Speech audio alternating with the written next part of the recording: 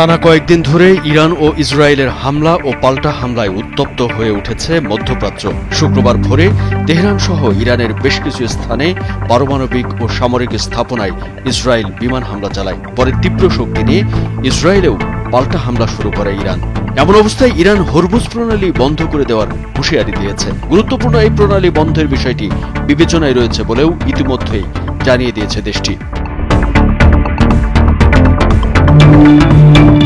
এর আগেও ইরান প্রায়ই হরমুজ প্রণালী বন্ধ করার হুমকি দিয়েছে, যদিও কখনোই তারা সেটা করেনি। তবে নিজেদের অস্তিত্ব রক্ষার লড়াই হলে ইরান এই প্রণালী বন্ধ করে দিতেও পারে। এখন প্রশ্ন হলো, যদি কখনো ইরান হরমুজ প্রণালী বন্ধ করে দেয় তাহলে বিশ্বে কি প্রভাব পড়বে? আরেকটি প্রশ্ন হলো, ইরান কি আদৌ এই প্রণালী বন্ধ করে রাখতে পারবে? আসুন এসব প্রশ্নের উত্তর খোঁজা যাক। মূলত হরমুজ প্রণালী হচ্ছে ইরান ও ওমানের মাঝখানে অবস্থিত একটি সংকীর্ণ পানিপথ, যার মাধ্যমে উপসাগরীয় দেশগুলোর অধিকাংশ তেল রপ্তানি হয়। এর আগে 2019 সালে যুক্তরাষ্ট্র তেহরানের তেল রপ্তানির উপর কঠোর নিষেধাজ্ঞা আরোপ করার পর ইরান এই প্রণালী বন্ধের হুমকি দিয়েছিল। বাস্তবিকভাবে যুক্তরাষ্ট্র ও ইসরায়েলের সামরিক শক্তির কাছে ইরান একেবারেই নস্যি। গ্লোবাল ফায়ার পাওয়ারের 2019 সালের রিপোর্ট অনুযায়ী বিশ্বের 1 নম্বর সামরিক শক্তির দেশ যুক্তরাষ্ট্র। অন্যদিকে ইরান ও ইসরায়েলের অবস্থান যথাক্রমে 14 ও 17তম। সামরিক শক্তিতে পিছিয়ে থাকার পরও যুক্তরাষ্ট্রের সাথে ইরানের বুক ফুলিয়ে লড়ে যাওয়ার পিছনে বেশ কিছু ভূরাজনৈতিক ট্রাম্প কার্ড রয়েছে।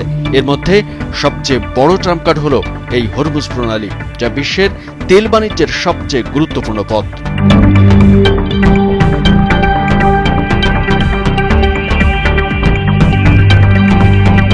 ইরান প্রতিনিয়ত হরমুজ প্রণালী বন্ধ করে দেওয়ার হুমকি দিয়ে আসলেও এখন পর্যন্ত তা এ ধরনের কোনো পদক্ষেপ নেয়নি।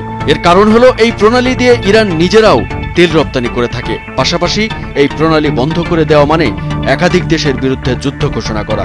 তাছাড়া হরমুজ প্রণালী বন্ধ হলে বিশ্বজুড়ে তেলের দাম বাড়বে আশঙ্কাজনকভাবে। এই প্রণালী দিয়ে প্রতিদিন প্রায় 18 থেকে 20 মিলিয়ন ব্যারেল তেল পরিবাহিত হয়, অর্থাৎ বিশ্বের মোট তেলের প্রায় 20% হরমুজ প্রণালী দিয়ে যায়। যদি হরমুজ প্রণালী দিয়ে তেল পরিবহন অর্ধেকে নেমে আসে, তাহলে বিশ্ববাজারে তেলের দাম ব্যারেল প্রতি $120 বা তারও বেশি হতে পারে। আর দাম বৃদ্ধির এই প্রভাব বিশ্বজুড়ে সব দেশের উপর দ্রুতই ছড়িয়ে পড়বে। এই প্রণালী বন্ধ হলে এটি যুক্তরাষ্ট্রের জন্য ইরানের সরাসরি হামলার একটা অজুহাত তৈরি হতে পারে, বিশেষ করে ডোনাল্ড ট্রাম্প প্রশাসনের দৃষ্টিভঙ্গিতে। তেল সরবরাহ বন্ধ করে দিলে তা হবে সরাসরি বৈশ্বিক অর্থনীতির উপর আক্রমণ, এমনকি যুক্তরাষ্ট্রের অর্থনীতির উপরও। এমন পরিস্থিতি হলে যুক্তরাষ্ট্র হয়তো ইরানের বিরুদ্ধে সরাসরি সামরিক পদক্ষেপ নিতে পারে। তবে আসলে কি হতে যাচ্ছে তা সময়ে বলে দেবে। কামরুজ্জামান আরিফ, ভোরের কাগজ।